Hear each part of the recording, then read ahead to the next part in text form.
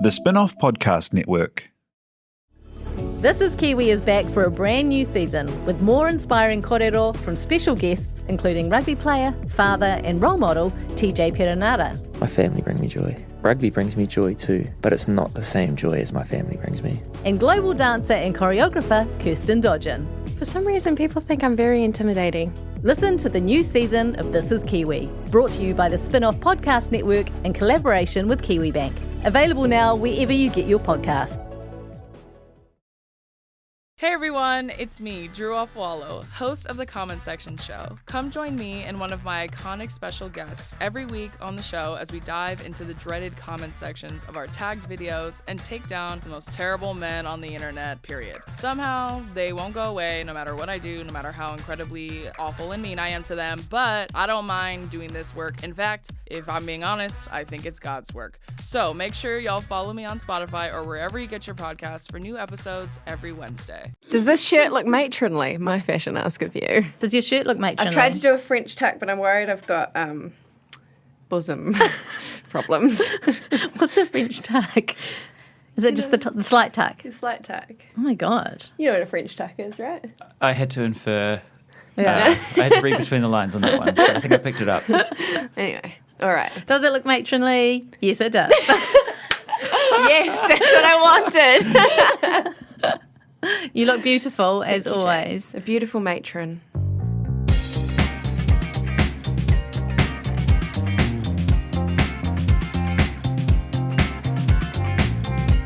Kia ora, welcome along to the Real Pod. Our minds are fizzing. All over the floor.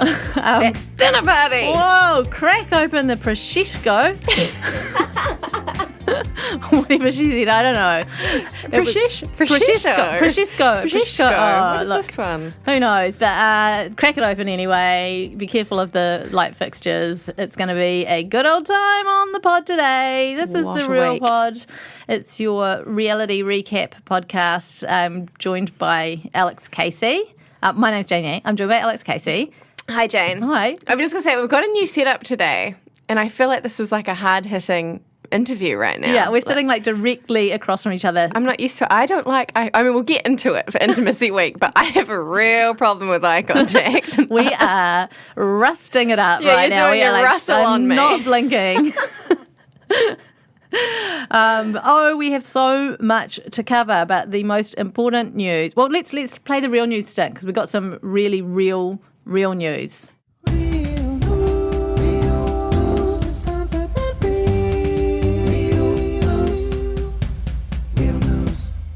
The realest news in all the world, in all of history of all time, is that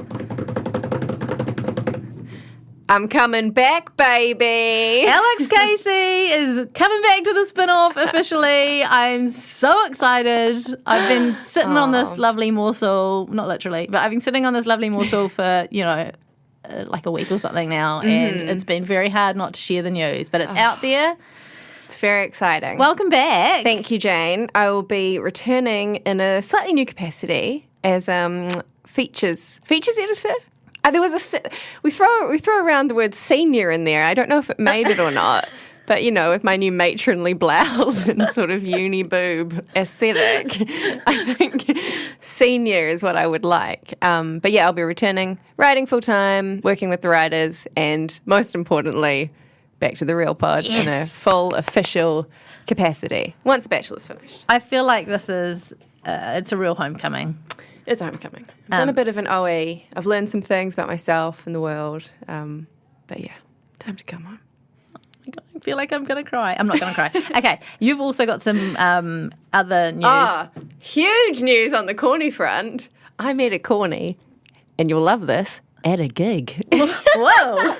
Me at a gig Friday night. Never been there before to a gig.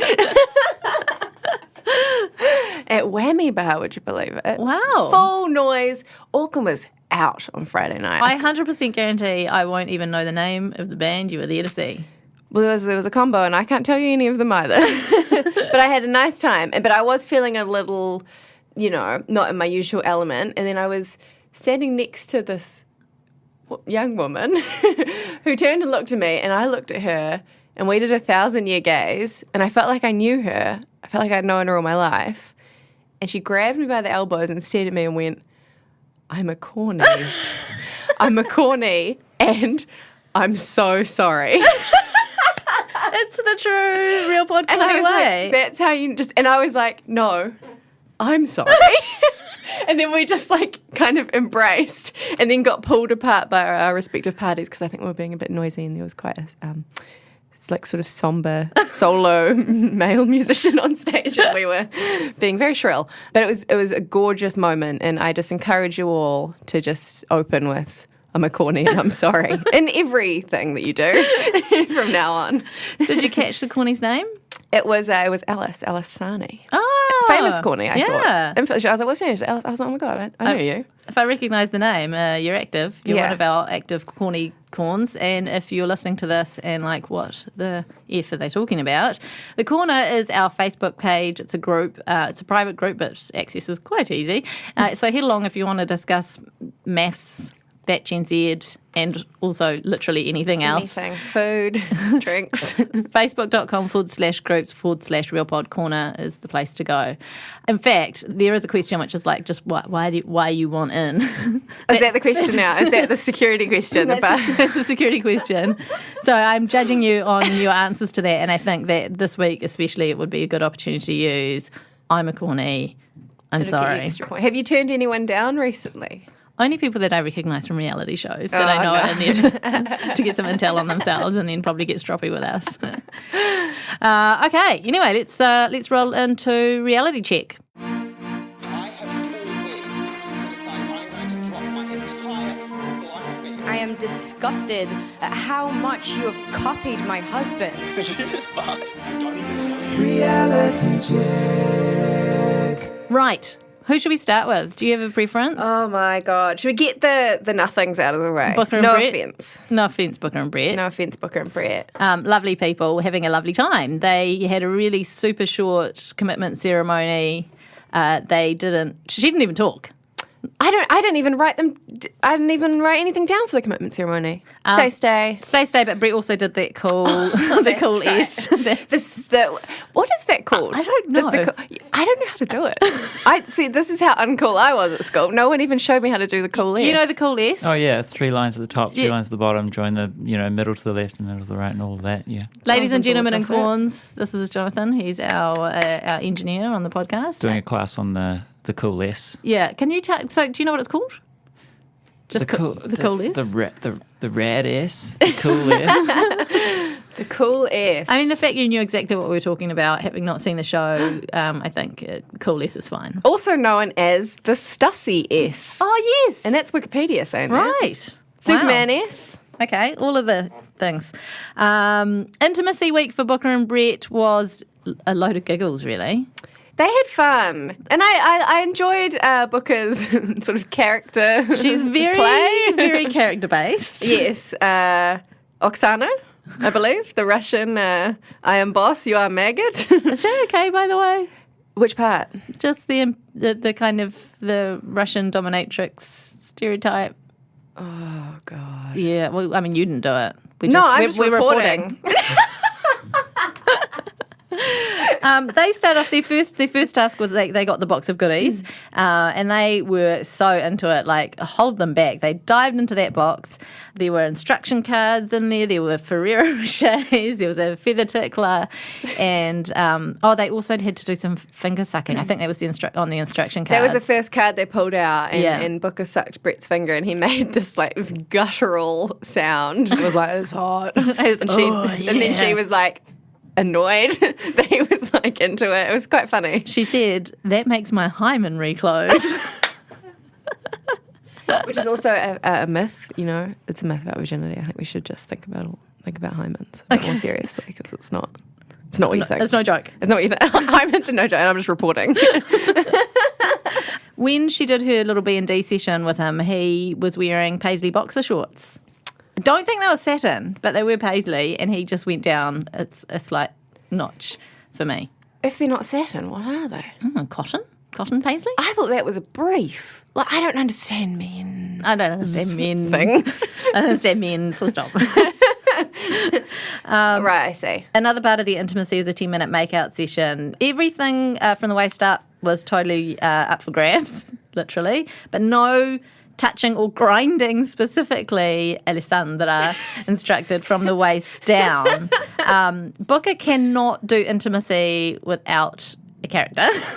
So true. She popped on a beret. She did. She popped on a beret. I wonder if that's like weirdly almost like it's hard for her to be just herself romantically. I think they both just love a joke. Yeah. And I think that is her being herself. Right. And maybe it's just different strokes for different folks. I mean, certainly different strokes for different folks, and we'll get A to lot of strokes. We will get to Have we thought Ilana and about- Jason's strokes. Booker might be a spy. Oh my god, like an actual. Well, think of the characters. Think of the costumery. The costumery to hand. She's travelled the world, international metal band, she Yes. says. Yeah. But could just be an excuse to be on the road. I mean, I'm quite into the metal scene, and I've never seen it before. I'm not into the metal scene. Why did I even Booker say and that? the Jets. Booker and the Brits. Oh, Alex Casey, so good. 2 minutes into the Pash session, and she was a bit bored. She's like hand on hip, not touching him, and basically she starts to move into hijinks. Does a full lick of his face from chin to forehead, and he's like, "That's great, it's fine." And they got to about 9 minutes of that. That's a good effort. That's the best anyone did, I think. It's a long time. It's a long time. And so she got Pash rash soon after because Brett's got some stubble. got some stubble, got some stuff going on there. And I appreciate the commitment. I hope that she did have some pawpaw to hand actually, which is good. Yeah, no, that's handy. Okay, right, let's move on. Who's next? What about Joe and James? Joe and James. Oh, I'm going off James. JJ's takeaways. Going off James. Okay. So it's another short one in the commitment ceremony. They both say stay, but significantly she says stay for now. Why does she have to do that? Yeah, I mean, it's cruel. That's like, the thing is, that's basically what everyone's saying when they write stay, is stay for now. Yeah. So that's like the base level. You don't need to add that on. And of course it threw him, he's quite a sensitive bloke, and it threw him for a loop. So while all was fine at the commitment ceremony, it had severe repercussions on the rest of their week. Those two words, for now. For now. The walls were back up, and then when all the intimacy challenges started rolling in, James was just like, no. He put barbed wire on top of the walls at that point. They got the lovely box of goodies as well. She chooses a massage oil and thinks that the physical contact will help get them closer. There's a lot of like one person on one page and one person on an entirely different page throughout Intimacy Week, and this is one of those instances. He's still really, really uncomfortable and finding the whole Intimacy Week extremely hard work. He's trying to take things slow. Then they had the makeout exercise, and James is just like, barbed wire. Yeah, just don't want to. Can we skip to the next task? Do the next one. Do the hug, the melting hug. The melting I hug. love the melting hug. If I had to choose one, I think that'd be it. I mean, depending on who it is, I'd choose anyone, either all of them or none of them. I thought it was funny. I thought the Ferrero Rochers were funny. Like in an erotic situation, Ferrero Rocher very difficult to eat. Yeah, you know what? Do you go one and done? I can't one and done. My mouth is an in-between size. I can't, like when you get hors d'oeuvres at a fancy party. Yeah. I can never shove that whole thing in. Yeah. It's wow, that sounds very rude. I apologise. It's Intimacy Week. Well, like a piece of sushi. You know. No. Never. Not one. Never. Unless it's the kids-sized ones from St. Pierre's that my kids leave over after dinner. Those are fine. So with the Ferrero Rocher, like what's the situation around the chocolate is basically what I'm asking. Okay, well, one of two things. You could sort of, I don't know, do some sort of smearing, use the body heat to smear the Rocher and then kind of, I don't know, crumble But that's so callous. It is. Well, the hazelnut crumb. Body scrub at the same time. Body scrub at the same time. I was doing some sort of, when like a magician, Jonathan? David Bowie in Labyrinth with the balls. With a glass ball. What's that called? You know about things. Gesturing. Gesturing. Gesticulating. With like a magic sort of Ferrero as like an erotic dance. I don't know. That's nice. Also, though, consider the fact just a break between activities. Just stop and have a Refuel. Yeah. Energy boost. I just think they're overrated. I think it's a separate podcast. They certainly are. And we've talked about the fact that it's Nutella inside them, right? Yeah. Yeah. Yeah, like Ferrero is the Nutella brand. And it's the greatest scam the devil ever pulled. Okay. Back to James and Joe. She's really disappointed he won't even give it a go. And she floats the option of like a 3-minute kiss. He suggests 10 seconds. And then they have what is about a 3-second kiss. And at the end of it, he goes, "That's enough. Happy? Oh my God. Let's put the soccer on." The soccer on. Oh, it's over for them. He's annoying me now, though. Same. Like that, he's overreacting. But she's annoying me as well. Yeah, I mean, I don't love either of them now. Just leave both of you. That's fine. Oh gosh, who next? Russell? Should we go? Can we talk about Russell and intimacy? Pull out a good one. In the commitment ceremony, they express they're from different worlds. There's no affection. Russell cannot not be on his reserved side of the bed, and as a result, because Beth is taken over the side of the bed that he would ordinarily sleep on, he's on the couch. I love it. He is a man set in his ways, and he must get up at 4 a.m. every morning to go dirt biking somewhere, somehow. And he wrote leave, right? Yeah. He wrote leave and she wrote stay. That was a real surprise. I was gutted because I was like, oh, they're definitely going. Yeah. Yeah. I can't believe Beth wrote stay, but I kind of love it. So intimacy week was Russell. He's put his walls up. Everyone's bloody building walls. It's a fortress around here. Beth is not giving up. I admire her tenacity with Russell. She's going to give it a red hot go. And they do the eye gazing. And this was probably the highlight of the entire week for me. There was a lot that happened this week, but this was so good. Alessandra states that you have to, it's not staring, it's gazing. And me, plebe, sitting at home like, what's the difference? Like, how can you possibly tell? And then when Russell gets involved, I'm like, oh, that's staring. That's the difference. Like Hannibal Lecter staring. And his hair, he looked like I feel like he often looks like a little boy. And he looked like a little boy with his hair pushed forward, like in a staring contest with his friend. Okay, honestly, it's like when he found out this was the task, you almost saw him like gleeful because he knows he's really good at a staring competition. He's like, I got this. Take a bitch down. He said, he was like, I feel like I was looking into you. And she's like, what did you see? And he was like, you. Like, there's just nothing behind Russell. I think you gave him a very generous impersonation there because it wasn't nearly as romantic when he said it. True, it does look romantic written down. But he was like, he did not blink. No. At all. No. And he had like a little wonky smile on his face, like knowingly, I've got this. Yeah. And she was trying to gaze, and I just... Beth was also, she was like doing a lot of faces. Yeah, because I think she was trying to get him to do something other than the like psychotic stare. She was trying to break him. Yeah. Well, as we found out, Beth is like very into like intimacy week and all of the things around that. Before we leave the stare gazing. Oh, yes. The reason he didn't blink? Didn't want to waste time blinking. It's just good. Cannot argue with that. No.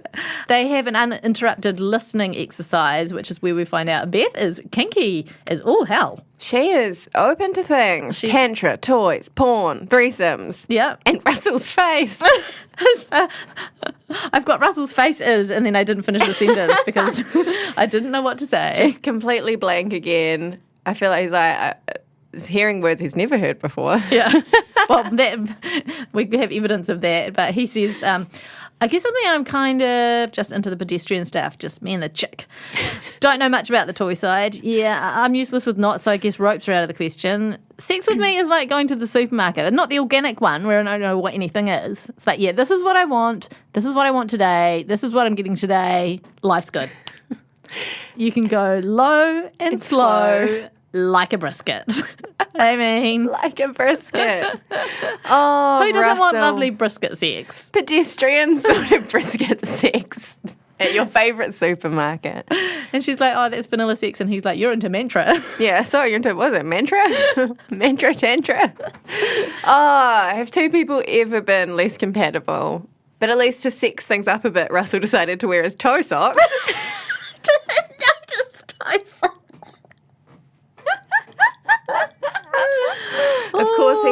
several pairs. Just a great look. I bet he's got like the ones that you go in the sea as well. Oh, yes. Toe socks for the sea. Yeah. Toe sock of the sea. Here's a hoon on the wrong side of the bed just to try and meet Beth halfway. But it didn't work out. Couldn't even make it halfway. Kept rolling out. So he woke up in the morning on the couch. I don't know why I find it so funny, but when Rusty wheels his bike out for a wee ride in the morning, I just find it hilarious. It's just so huge. He's got it up on the one wheel to make sure he can maneuver it through the apartment. He's got his, so much cycling gear on, all colour coordinated, matching his bike. Yeah, he's got a little bum bag with various jellies in it and all that sort of stuff. He needs to wheel out his woman for a ride, I think. She'd be up for it. He needs to take advantage of the situation and they'll both be happy. She wants a route. But I don't think she wants Russell to No, she probably doesn't. But I think the fact that she shared all that information was kind of like an invite to at least consider the idea together, Trip to the supermarket. Bad news, Rusty and I could never share a bed together because I am on the same side of the bed that Rusty is. Now, what side's that? Okay, if you're... I'm in bed. Okay, you're lying in bed like you're in a coffin. Yeah. I'm on the left side. I'm on the right side. Oh, great. Yeah. Another tick in your column, Alex. Edging closer to marriage. Okay, Jake and Beck. At the commitment ceremony, he's not here to find a friend, especially not to find a friend who's rude, and she is rude. She told him he sucks the life out of her. She is so mean. She's extremely brutal. Yeah. And the thing is, there are some... even though I think Sam is an A-grade asshat, Coco is a strong personality and perhaps... But there's nothing about Jake that can rub you up the wrong way. No. He's just a lovely fellow. And I really don't like the way that she, is constantly talking about the tongue down the throat thing, making him seem like this lecherous, pest. Yeah, and how she's really fixated as well on how he sort of went, you did a kind of a little whistle when she walked in. It was like a very tame sort of a whistle. It was you wouldn't even call it a wolf whistle, more like a puppy whistle when she walked down the aisle. And I feel like she might have been equally offended if he didn't acknowledge how great she looked. So who bloody knows what's going on in her head? You can't win. Some other things we found out, she told him to man up, which is, And I think particularly given who Jake is and his story, exactly. He's especially the wrong person to say that to. Reminded him that he was boring, and also thinks that he has 2,000 personalities. And when she was hit up about using those sorts of, that sort of harsh language, she was like, well, we've acknowledged that we have different definitions around words. And, when I use them, I'm only talking about his personality. It was oh, my God. That's just not making it any better. No. It's like the Bryce syndrome of you think if you just be honest and keep repeating all the horrible things that you've said, there's some sort of honour in that. There's not. Also, if you can fault Jake on one thing, it's that perhaps he doesn't have enough personalities. Yeah. Certainly not 2,000. And he said that he told her his star sign when they first met because he thought she might be interested in that, which is apparently another red flag. Yeah. Like trying to change. It's one of his personalities. It's the one where he pretends he's interested in astrology. Yeah. He tries to tap into her interests to get to know her better. How dare he? Fake. Beck moved out after the commitment ceremony because Jake went and hung with the boys. Again, selfishly, because why would he want to hang out with the boys when he could go home to his lovely, adoring wife? He was basically ripped to shreds in the commitment ceremony and then was like, you know what, I'm going to get a bevy with the lads. And she moved out over that. John Aiken kind of threw down on her a bit as well, which we don't see happen that often, and I do feel like could have happened to the men at several opportunities already, but that's okay. That's okay. We'll target Beck. That's fine. It's fine. And was sort of like, I can only see one of you being warm. And is it empathy? He said empathic. Empathic. Yeah, what's going on there? Empathic, empathetic. Maybe both are okay. I feel like he'd know. I feel like as someone who maybe has a fake fake degree in psychology. He'd know when to use empathic and empathetic. Empathic versus empathetic. What's the diff? They mean the same thing. Okay. Empathic is the older word, but not by much. First used in 1909. First recorded use for empathetic in 1932. I think that's him just showing off that he's an expert, an ancient expert from the oldie days. Classic bloody Jake, trying to make amends with Beck, immediately apologises, doesn't try to defend the fact that he went out with the guys. Said he's not defensive at all. At which point she's like, the moustache has to go. Yeah. When are we going to talk about the fact that he grew a giant handlebar moustache overnight? Well, that's just one of his personalities, right? Moustache guy. I don't trust him.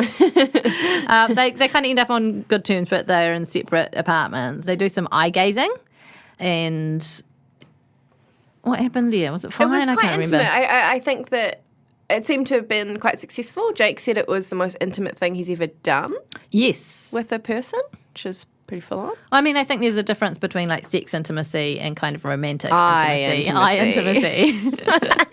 And then whatever it is that Russell does. Yeah. Which is neither sex intimacy nor romantic intimacy. Yeah, I definitely wonder. I don't think we saw them do the other challenges, e.g. the highly scientific 10-minute makeout session. No. But I just wonder how Bex will feel about that. I think everyone got a different combo of challenges, Yeah. so they may never have been delivered there. I think Alessandra was trying to meet them where they are, which is what we'll discuss more with Alana and Jason.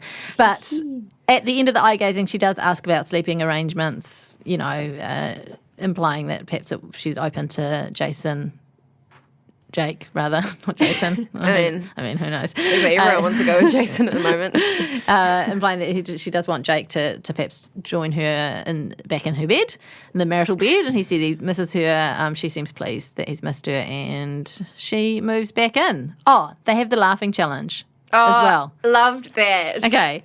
We made a commitment on this podcast to have one reference to The Office UK every week. Yeah. This is David Brent doing his team building talk. Yeah. With the laughing challenge. I have another Office reference for later as well. Yeah. Wow. So we're going to cram in too. I would hate this. I love it. I feel like I could do it with you. No problem. But I wouldn't necessarily. The fake I don't know. Does it actually lead to real laughing? I've never done it. What's happening to me right now, Jane? 3 to 5 minutes. It's Jake's worst nightmare. It's hilarious. Beck thinks Jake is too serious, and she thinks she's a bit of a riot. I mean, I have never seen Bex smile. Apart from in this challenge, but even then, I don't feel like she was really smiling. It was She also sort of- kind of frightening the way she laughed. It was. It was intense. But she's a riot. She's a riot. She's a laugh riot. Okay, let's go to Alana and Jason, seeing as I've talked about them so much. Okay, Yeah. So these two in the commitment ceremony have a great sex life. It's all about the sex. In fact, even the experts, whenever they see them, they're like, here's our, our high-fiving everyone. our competent, sexy couple. She just sits on the couch and is just like, it's great when we have sex. He makes sure that I come too. And they blinked out come. He always makes sure that I beep. And then it cuts to Belinda and Patrick being like, what? Come where? The soup bucket? And then Alessandra's like, well, he's a generous guy. And I'm like, why is it generous if a guy does that for a girl? But if a girl does that for a guy, just is. True. They're giving him a Purple Heart badge and medals. Oh, Jason. But he was very confident. We did see those Skype calls that Alessandra did with him before the show started, and even he was supremely confident about his skills there. So confident. He was like, I don't care what it is. I'm gonna be a freak at it. I'll kill it. He's like, I'm not just gonna meet the expectation. I'm going beyond that. I'm going beyond. Bringing the freak. Alana, meanwhile, wants more of an emotional connection, and Jason does not know what that is. Doesn't know. It's a bit of a worry. Alessandra pays them a personal visit to do some eye gazing, and she's added some lovely genital cupping. So they're allowed to, they have to stare at each other. Staring. It was half melt, kind of, as well, weren't they? Were they sort of hugging? Or was it just a single hand? I think it was just a single hand. A single hand cupping, but no caressing. No movement. Just cupping. It was a lot. They both started tearing up. They both started crying. It was amazing. It was like, I actually, honestly, just shout out to Alessandra. I feel like what she's brought to the show, like, because it's sort of half hokey and half where I'm like, God, these actually seem like kind of really useful things for these people. Yeah. I mean, not for me. I'm not doing that. I'm not cupping anything. Don't look at me. Don't talk to me. I'm leaving the room. And the cupping led to some lovely spaghetti bolognese. Now, this was actually a really nice moment. He made the worst spaghetti bolognese. I mean, disgusting. it was minced like straight into a he cold said he'd pan. never cooked before. He microwaves everything. Yeah, he had his Jamie Oliver cookbook out, but it wasn't open. Yeah, it was like a dolmio sauce. I don't know what Jamie Oliver's helping you with. And then he pulls out the noodles, and they're just like half of them are just hanging from the pot. He is completely all lost at sea. And then Alana comes home, tries the disgusting meal, gives it. She's like, you can tell. Yeah. You can literally hear the glugginess while they're chewing. And she's like, 9 out of 10. It's really delicious. And then in the moment, she's like, it wasn't very yum at all, but he was being so lovely. And that was really, that is the time not to be honest. And look what happens. Everyone feels good. Yeah. Alana vomits in the toilet afterwards. It's fine. Yeah. She's cupping his soul in that moment. These two have got real potential as long as Jason can figure out what emotions are. Yeah. And he doesn't cook any chicken because it could be a Well, health it's problem. honestly anything. Just don't cook Mince anything. can be okay, can't it, if it's like not properly cooked. Can you eat mince raw? I wouldn't. I mean, there is... Push comes to shove. There is steak Ta-ta. but I personally am not eating raw mince on any day of the week. I wonder how pasta alla Jason compares to pasta alla Troy. I feel like pasta alla Troy might be better than pasta alla Jason. Wow. Big call. Would love to try At least it. it was like a honed recipe, pasta alla Troy. Like he's made it heap, so he knows what he's doing. Belinda and Patrick. Now, these two, this was not the week for them in terms... Well, no, I think it worked out pretty good, but I can imagine just how terrifying this week was for them. During the commitment ceremony, we discover that Patrick's quite good with Spanish. Oh, that's right. Little flirtatious chat with Alessandra. You could see she was holding herself back. They both write stay. Obviously, they've gone straight from no boyfriend, no girlfriend to having like a spouse. So like everything's what? Although, real news interjection. I forgot to put this in the real bit. Ben Thomas actually brought this news to me. Apparently, both of them have been lying about their relationship experience. And are not as incel. This is what Ben Thomas said, quote unquote, not as incel as they've promised to be. I was about to say, what does incel mean? Voluntary celibate. Ah. Yeah. Right. Both had relationships and people have been coming out of the woodwork and saying, fake news. Alessandra paid them a visit as well. Belinda is freaking out. I want to know what the ethics are here, pressuring people into being intimate when they don't want to be. I know. And just being like, just share a bed. Maybe not with them, but particularly with like Sam and Cameron, like people who are just actively not even. Yeah. And they're like, I just think what you need to do is share a bed. I mean, I think in that instance it's not so bad because those two are adults and Patrick and Belinda are children who have no idea what they're doing. And I feel like Sam and Cam can stand up for themselves. If neither of them want to share a bed, they won't share a bed. Whereas these two, I feel like they're very much taking their lead from what they think they're supposed to do. You could see it when they did the trying to entangle themselves. That was just like shoes and limbs akimbo, and it was all knobbly. And then they just knee stroking. And like the touching of the knee, kind of like patting a knee. But she was absolutely hating it. You could tell she was hating it. Yeah.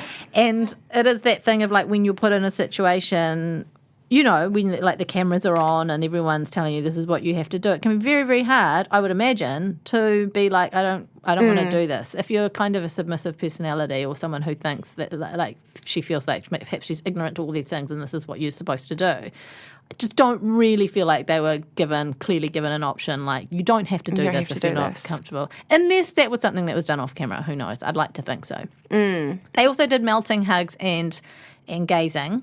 The gazing was when they intertwining their... Yeah, they did not do the make-out, the 10-minute make-out. No. But they did a melty hug and that went well, didn't it? I think so. Melty hugs always go well. I love the melty hug. They kiss! Belinda basically, they were like, the ball's in your court. Patrick's down to clown. You just do whatever you want. So eventually she They did a gazy thing, didn't they? Yeah. And then she did. Yeah. Then they did the a little kiss. kiss. Aw. That was cute. It was real cute. And it wasn't their first kiss. They did kiss, I think, on their wedding day, but there hadn't been really anything since then. So that was nice to get them reconnected in that way. Mm-hmm. Who have we got left? Have we just got the big two left? I think so, Oh, yes. have we done Bryce and Melissa? Oh, Bryce and Melissa. Okay. Oh. Commitment ceremony. Look, Bryce is just a disaster. She's got most of the features he likes, just one missing. Just the eye colour. The old eyes. And he will not let it go. He will not let it go. It's so embarrassing and weird. I mean, do you feel like you've hit the jackpot having blue eyes? Nice. Are there other people out there who have this? Like, tell me someone who's fascinated with brown eyes. I want to know. It's like when you're a kid and you only know, like, this is my favourite colour. Yeah. This is my... You know, like, it's so inane and stupid. It is crazy. And it's kind of tense. Like, it's a little bit, he's like, blonde hair, blue eyes. Yeah, right. You know? Yeah, I hear what you're saying. You know what I mean? I know what you mean. I know what you mean. Just let it hang in the air. Okay. So, as someone with brown eyes as well, it makes me feel quite small. But at the same time, I'm like, I don't want to be with Bryce, so I'm okay with it. He's coming round to the green, though. He hasn't mentioned brown. I don't know where brown sits in his rankings. Brown I assume is very low. out of town. Like, green is kind of okay. At night, I think he sort of had a mention when he was like looking at Melissa at night, and he's like, "Oh, they're actually not that bad." Oh no, it was when they were doing was it when they were doing eye gazing, and he said, "Yeah, they're quite nice. They're not that bad. I haven't seen them in the day." It was a light thing. Oh my God, it's so crazy. He admits to having had a lifelong problem with being judgmental, you don't say. And Melissa just spends the whole time pretending everything is fine, which you'll see as we get to in the dinner party. During their eye gazing, they do get really close.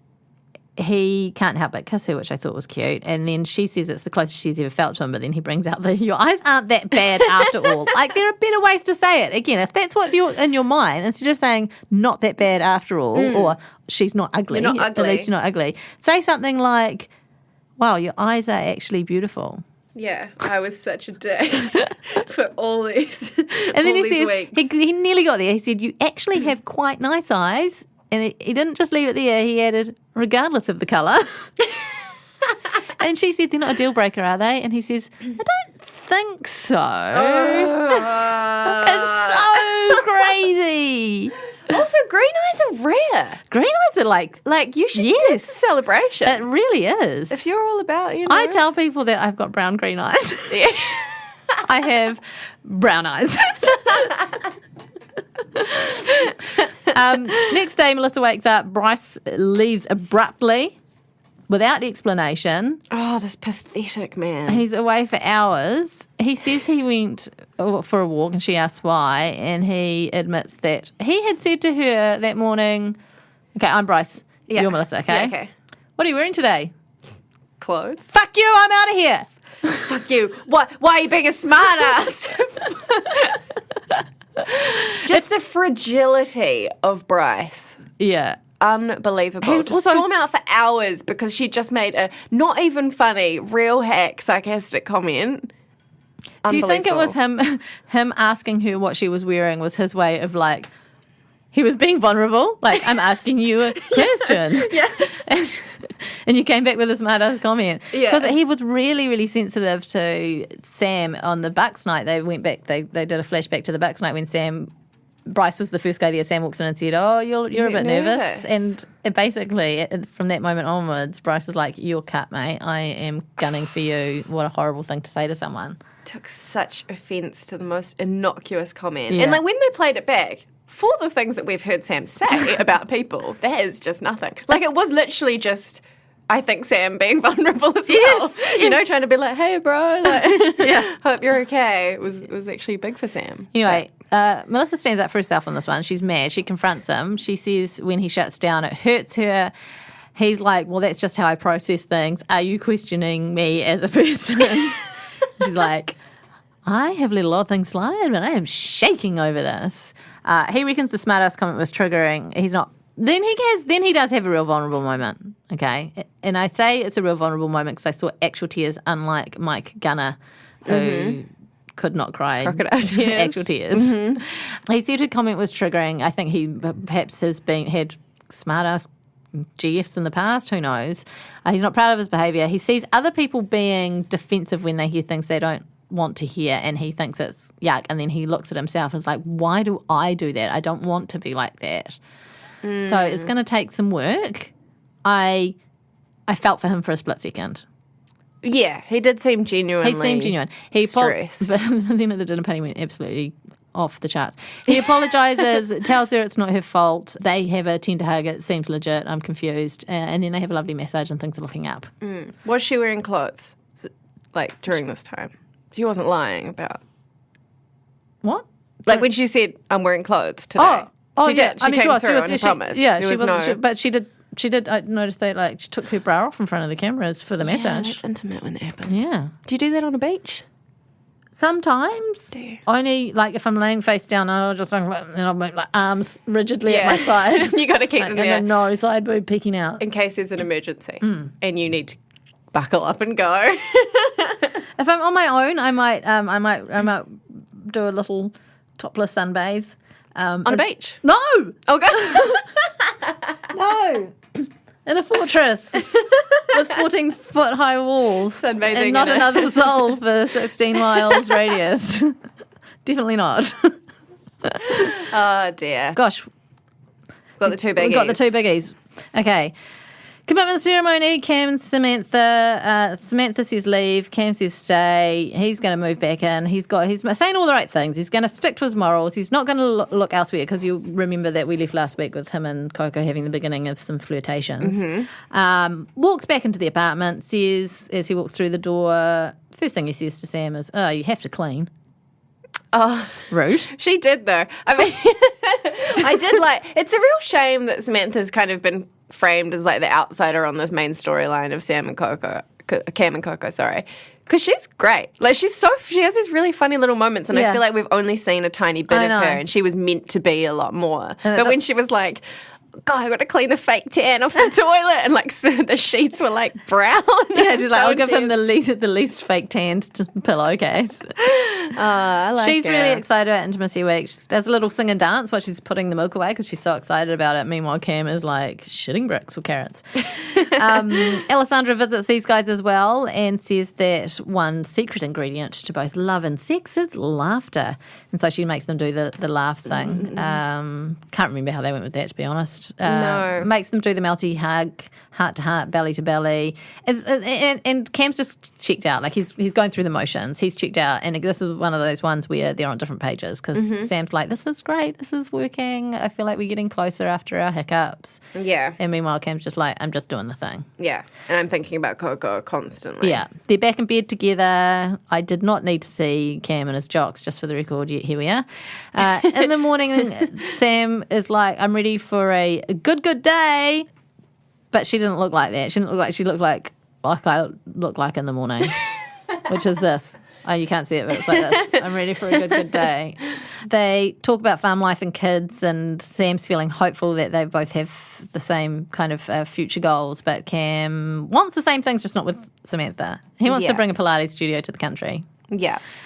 Samantha, then he goes and meets up with Coco. So he's like, I've gone for a sandwich, now I'm going for a drink. He's just making the most of the expenses, really. Sam goes to the hairdressers. Cam sends Coco a message if she wants to go for a drink and a catch-up. I thought they weren't allowed their phones on these shows. No, well, how else are they going to DM each other? I know, but it's almost like they're pushing for that now. Like, they they're like, certainly are. Chopped up your credit.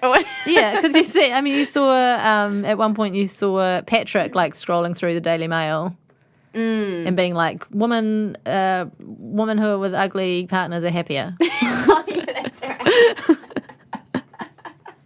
right. Probably was the headline too. What about they have a closed MAFS phone network, give them new burner phones, but under the premise you can use them all you want, but everything that you send and every phone call you make is recorded and part of the show. Yes. Oh, that would should do that. That would be incredible. I'd love that. I don't think that would stop these two at all. Coco and Cam are hot for each other.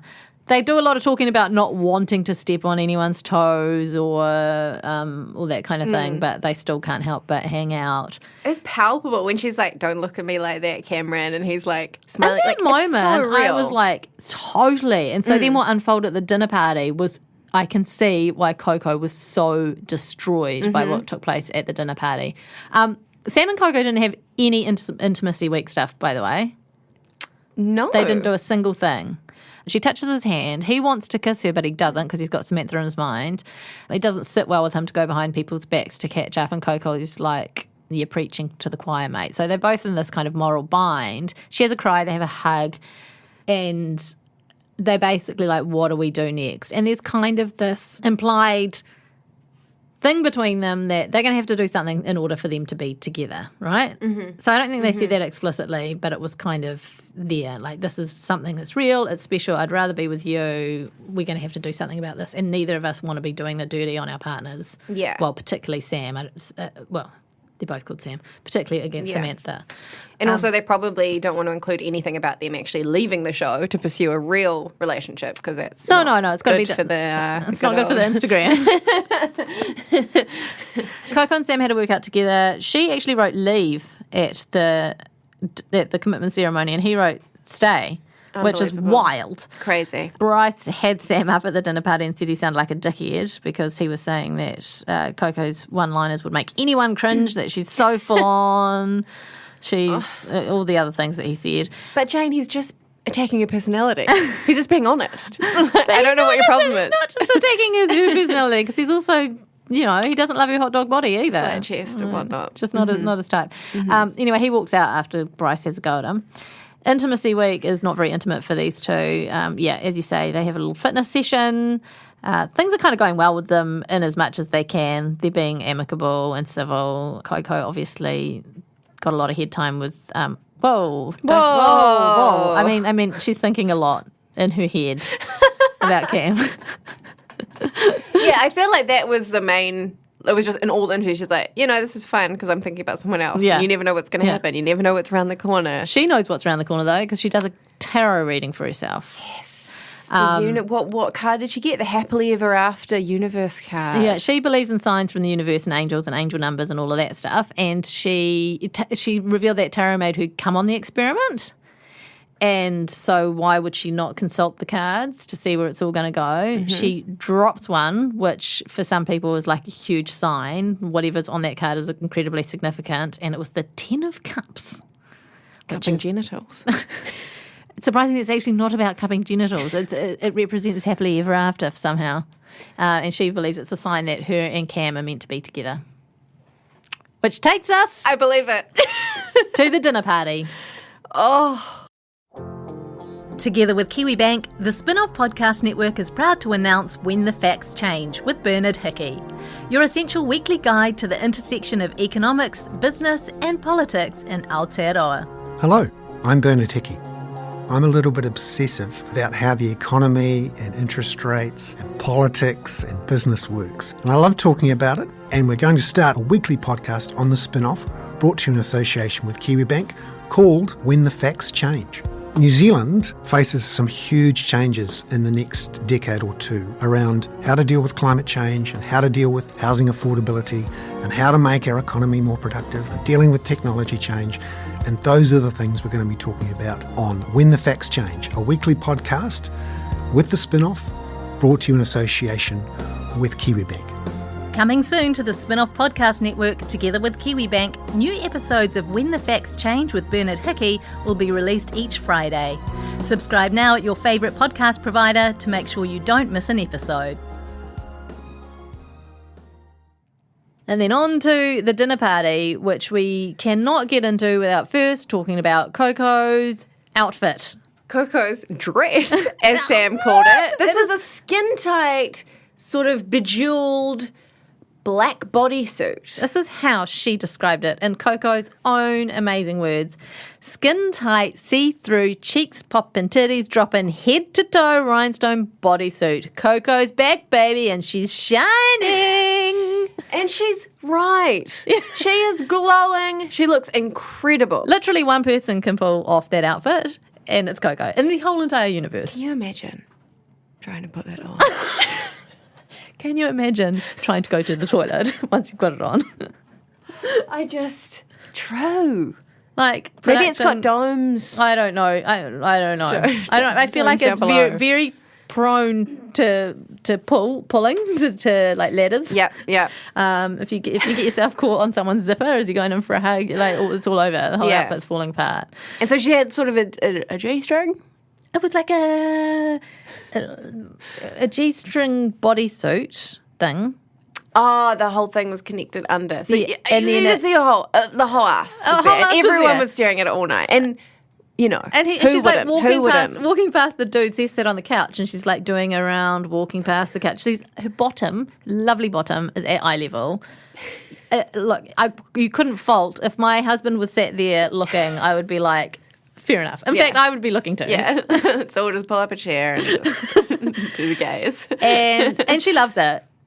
At least she's one of these. It's not like sometimes you see people who like dress to impress. They've got everything going on, and then they're like, "Stop staring at me." Like maybe like Beck would do that. Be like, "Why are you looking at me like objectifying me? Piece of sex on a stick?" Yeah. Whereas Coco's like, "I'm sex on a stick. Yeah. Come take a bite." She's like wiggling around the room. And then when Cam comes in, I feel like there was probably some deftly edited bit where she did like almost like a Legally Blonde, like bend and snap. Like it was just amazing. I loved it. Russell's commentary on it was that it was a sparkly swimsuit thing.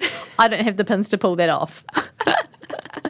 No one does, Russell, don't worry. But just back to Sam, who she's got this dress on. Sam's a fashion designer. Okay.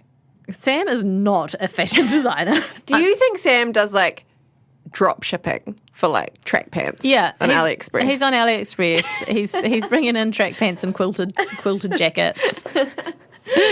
And he's hiking up the price and probably selling 3 or 4. We know he's a tradie. We know he's a tradie. Okay, anyway, Bryce versus Sam is the big news of the dinner party. Bryce, right from the very beginning, before the dinner party, was ready to lay into Sam. He felt like it was grand final day. He had been waiting for this all his life. It's so unattractive, so tightly coiled up. Melissa hates conflict. Mm-hmm. She's basically ready to crawl back into her shell. This is before they even got into the car to go to the dinner party. Patrick's a weird one who gets involved in all this stuff. I know. What a surprising role. So he knows that Bryce is going to pop off. Yeah. It's come through the MAFS group chat or whatever. Yeah. And so he pulls Sam aside at the dinner before the dinner party to warn him that a storm's coming. Yeah. I also love the way that Bryce characterized the storm, completely misunderstanding the metaphor. There's a storm coming. I'm going to catch the rain and start spitting out drops. Sam's way. I was like, I don't think that, I think you're supposed to be the storm. Yeah. You're not waiting for the storm. Chasing the storm to catch the elements to redistribute. Quite poetic though, to his credit. Yeah, I mean, kind of confused. But so Patrick tells Sam that there's droplets coming. Yeah. And he wants to be the support for Sam because he thinks that Sam hasn't got anyone, which is probably true. I think Sam was accurately described by the experts as a lone wolf. So he does seem to be someone who he's not been seeking counsel from anyone else. He's just doing his own horrible thing, but at least he just kind of owns that's what he's doing.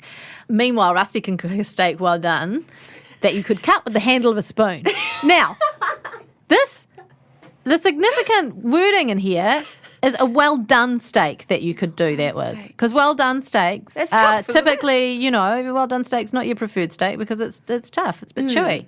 So how is he achieving that? Because he's a fucking barbecue genius, is how. Low and slow. Low and slow, like a brisket. Sam baits Bryce, kind of confronts him in the room. Sam is sitting there like an agitated freak. He's watching, he's DJing the corner of the couch. Watching Bryce have conversations, and you just see him he's just well, I'm going to yell, so I'm getting back. He's just Bryce! Just screams across the dinner party. They're not even at the table yet. Yeah, just in what is that little, the departure lounge. The departure lounge. The departure lounge before the party, and then it's all kicking off. Oh, it's gonzo this, gonzo that. Bryce tries to draw everyone in. Who else? This is your David Brent moment. Yeah. Who else here thinks he was being disrespectful? Who else thinks I'm a better boss than Neil? Who thinks I'm more of a laugh than Neil? Oh, it was so cringe, and everyone was just like, Bryce, shut up. But shut Sam up. was loving it. Like, Sam was just tunnel vision, Yeah. sparring.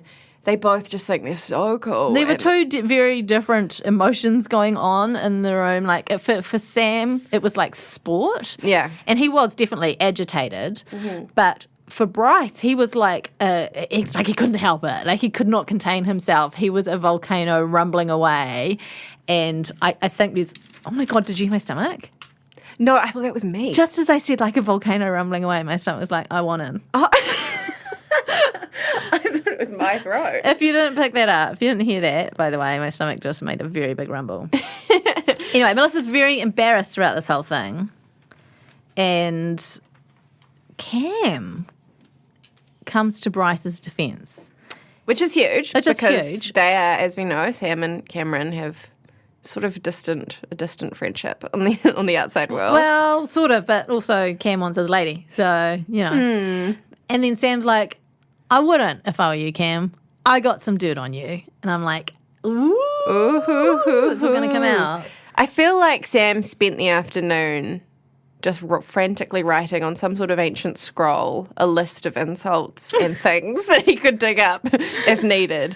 Like the gonzo thing, he just would not let it go. Like, Sam brought up that he'd seen Melissa crying Oh, yeah. several times outside his apartment. And Melissa's like, what? And Bryce is like, she never cries. It's like, I have seen Melissa cry more times than I have seen my own family this year. I believe him as well. Yeah. Because he says he's seen her crying. He doesn't say, I don't think he expressly says to Melissa and Bryce, but he says it in the moment interview that he's seen her on the balcony. So she doesn't realise she's been seen. So she's saying, no, you haven't, you're lying. But actually, I mean, we know she's been spent like the last 3 weeks or however long in tears constantly. And she's just not in front of Bryce because she's so doesn't want to create conflict that she's just internalising it all. So there's this moment where, like, Sam goes in and acknowledges there's clearly something going on. He's seen Melissa crying a lot, but then can't resist being like, you probably poked her in the eye with your big gonzo nose. It's just like the most intense shit I have ever seen. So personal, starting to attack each other's like careers and radio personality. Sam says to Bryce, for someone who works on a radio station, I thought you'd be a lot funnier. You've got the personality of a doormat, and that's an insult to doormats. All the guys, this is at the table, all the guys like just descend to try and break it up, even though they're on opposite sides of the table. They're not actually going to like swing at each other. I don't feel like either of these guys are going to swing at each other. And then Sam does the worst. He's like, I'm just worried about you, mate. Like real condescending, sarcastic. Bro, I'm just worried about your career because you're so shit on the radio. You're such a shit person. You must be shit on the radio. I'm just looking out for you, bro. And that is when we get our first wine throw of the season from Bryce to Sam. Oh, only really, mostly just Patrick. Mostly Patrick, yeah. Got caught in the fray. Patrick. I thought it was water. Well, whatever it was. Because I've been watching it on YouTube, so I get the Australian ads, and there's a bit after that happened where it's like Martha promoting some MAFS on demand, and she's like, water, cute. Like drinking a red wine. Yeah. I don't know. Okay, well, he threw water. And saturated poor Patrick. Poor Patrick. But now that I know that it's water, I'm like, okay, it's not so bad. Not so bad. I mean, if you're going to throw something, water's fine. It's still shocking. Still shocking, but I love that it's the guys this time, and I love that it's only the second dinner party. Like, surely they're still just trying to remember each other's names at this point. I know. I was worried at the start of the season. You know, I've said a lot of things that have already proven to be completely untrue, that it was going to be more serious and heartfelt, and I was worried there wouldn't be any drama. But this dinner party was so good. It was, and that's not even everything. No. That's all that whole thing really sucked for Melissa, by the way, as the experts talked in depth about. But we don't really have time. We don't have time for you, Melissa. We don't have time for Melissa. Don't worry. Coco and Cam. So we left them, you'll remember we were talking about it earlier in the pod, we left them basically planning their future together, very much looking like they were irresistible to each other and there was a real connection. Lots of smiles and eyes across the table in the edit. Then he goes and sits down her end of the table. And at that point, they both start confiding, Coco with the gals and Cam with the guys, what's going on. Yeah. Without having revealed this to either of their partners. So it's like, loose lips, guys. Like, it's seemingly a lot of people already know. It seemed like everyone knew already. Yeah. Whether it was like the group chat again, coming back, ruining the producers' lives, or just the fact that you can just see it. Yeah. And you can feel it straight away. Okay. So the whole table's pretty much in on it before long. And then Coco's like, I'm just going to have to talk to Sam about it. Sits down to talk to Sam, Samantha, and says, it would appear on the surface that Cam and I would be good together. This is what other people are saying. People are talking. There's nothing there. And then she's like, Samantha says, there's nothing there between Cam and I give you my blessing, but it's just self-protection. She goes into the bathroom, has a crush, she's obviously very, very hurt. She's been cheated on for the last 5 years by the father of her children. She's not loving it, but she's trying to be stoic. I feel so bad for her. I felt terrible But for she her. did, very maturely, that conversation could have gone a million different ways. Oh, yeah. She should just stand up and be like, as soon as there's any suggestion, it's just like, oh, it's over. I'm not even going to bother. Yeah. My time's too precious, which I kind of respect. Cam is annoyed at Coco for talking to Samantha without consulting him first. Now, I can kind of understand that perhaps they would like to just figure out exactly what's going on before she goes and talks to the wife. But also, at the same time, you're happy. He keeps talking about how he doesn't want to go behind people's backs, and that he's got such a strong connection with Coco, and that he just feels nothing for Sam. I think he just feels like not bummed, but kind of like he wanted to look like the good guy to be able to say it to Samantha first. Yeah. But I feel like he would never have gotten around to it, to be honest. I don't think so. Yeah. I think he's very concerned with how he's coming across on the show and wanted to stage manage it a bit. Absolutely. And that was evidenced by what happened next, which is Patrick gets up and does a speech and then Sam, Coco's husband, just yells out, I wish Coco and Cam all the best, which... dick move to do that in front of Samantha. As if suddenly Coco and Cam are together now. Made it much worse. Threw petrol on an already blazing fire. It really, really did. And then Coco's like, it's just room chat. She's playing everything down, screaming, there's nothing there. There's nothing there. Stop making it sound like we're rooting. Yeah. And Cam's like, oh, yeah, Coco and I have got a connection, but I've got a connection with lots of people. And this is him absolutely shitting on Coco as well. He didn't have her back at all. He basically implied there was completely nothing there. Why was everyone getting so worked up? But at the same time, Coco also kept talking about how it's the room, keep saying the people at the table. Yeah. We're not nothing going on. No one taking any responsibility. No one was taking any responsibility. Samantha drops her ring on the table. She's done. She doesn't want any part of this marriage anymore. Coco is not sure she's interested in Cam anymore. She's really, you could see it on her face how disappointed she was, because it just in the end, all of that shit might not be worth it, Yeah. But it might have been had it played out differently. Had they actually talked about, I do think she kind of botched it as well. Yeah, yeah. If they had talked about it properly and had a real, a serious, obviously this is not television, this is life, but if they had done it at the commitment ceremony and come clean about it in a not scandalous way, just being really honest, maybe they could have been reframed as a new couple and kept on the show. But now I feel like they're in peril. They are in What's gonna peril. happen? I don't know, but I can't wait to find out. That was the week that was on MAFS AU. Wow. We'll be back next week when Alex Casey is officially on staff at the spin-off. Very exciting. I can't How's wait. Coco going to get out of that jumpsuit? Many questions. Unfortunately, I don't think they're going to show us. That's just going to be one of the great mysteries that will forever remain out of the back of MAFS AU. It is a legendary outfit, though. I'm going to dress up as... No, I'm not. Oh, what am I even saying? Don't even think I love about it. No, you have to. You have to. No, I'm going to I've buy got your nothing. body stocking. I got I'm nothing. buying your body stocking. Popping or dropping anywhere. We're matron. Thank you, Alex. Thank you, Jonathan, for recording. Thank you very much, everyone, for listening. Thank you to the Spin-Off members, and thank you to our lovely cornies, especially to Alisani. I'm sorry. And Oh. thank you, Jane. And I'm sorry. And Thank you, and I'm sorry also. Bye. See you next time.